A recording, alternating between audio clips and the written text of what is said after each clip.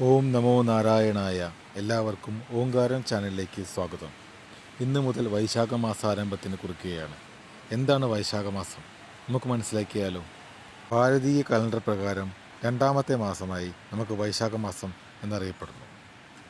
ആത്മീയമായും മതപരമായും വളരെ പ്രാധാന്യമുള്ള ഒരു മാസമാണ് ഇത്. വൈശാഖ മാസം തുടങ്ങുന്നത് മേടമാസത്തിലെ കർത്തവാവ് കഴിഞ്ഞ് അമാവാസി കഴിഞ്ഞു വരുന്ന പ്രഥമ മുതലാണ് വൈശാഖ മാസം ആരംഭിക്കുന്നത്. ഹിന്ദുവിശ്വാസികൾക്ക് ഏറ്റവും പ്രധാനപ്പെട്ട ഒരു മാസമായതിനാൽ ഇതിനെ മാധവമാസം എന്നും വിളിക്കാറുണ്ട്. വൈശാഖ മാസത്തിൽ ഏറ്റവും പ്രധാനപ്പെട്ട ആരാധന മഹാവിഷ്ണു തന്നെയാണ്. ഈ മാസത്തിൽ മഹാവിഷ്ണുവിനെ ആരാധിക്കുന്നത് വളരെയധികം ഗുണകരമാണ്.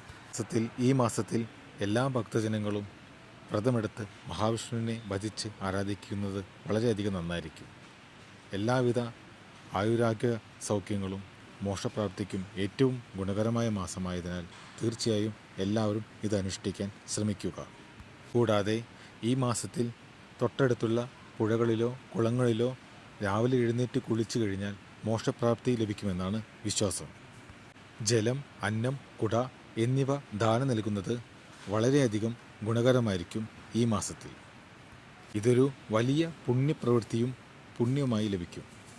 കേരളത്തിലെ ക്ഷേത്രങ്ങളിൽ, പ്രത്യേകിച്ച് വിഷ്ണു ക്ഷേത്രങ്ങളിൽ വളരെയധികം ആഘോഷകരമായിരിക്കുന്ന ഒരു പ്രധാനപ്പെട്ട മാസം കൂടിയാണിത്. കൂടാതെ ഏറ്റവും വലിയ വിഷ്ണു ക്ഷേത്രമായ ഗുരുവായൂർ ക്ഷേത്രത്തിൽ ഇത് വളരെയധികം വിശേഷകരമായി ആഘോഷിക്കാറുണ്ട്.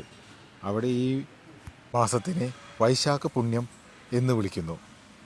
ചുരുക്കത്തിൽ തപസ്സിനും പുണ്യത്തിനും പ്രാർത്ഥനയ്ക്കും ദാനധർമ്മങ്ങൾക്കും ഏറ്റവും പുണ്യകരമായ മാസമാണ് വൈശാഖ മാസം. എല്ലാവർക്കും ഈ വീഡിയോ ഇഷ്ടമായാൽ തീർച്ചയായും സബ്സ്ക്രൈബ് ചെയ്യുക, ഷെയർ ചെയ്യുക. നന്ദി, നമസ്കാരം.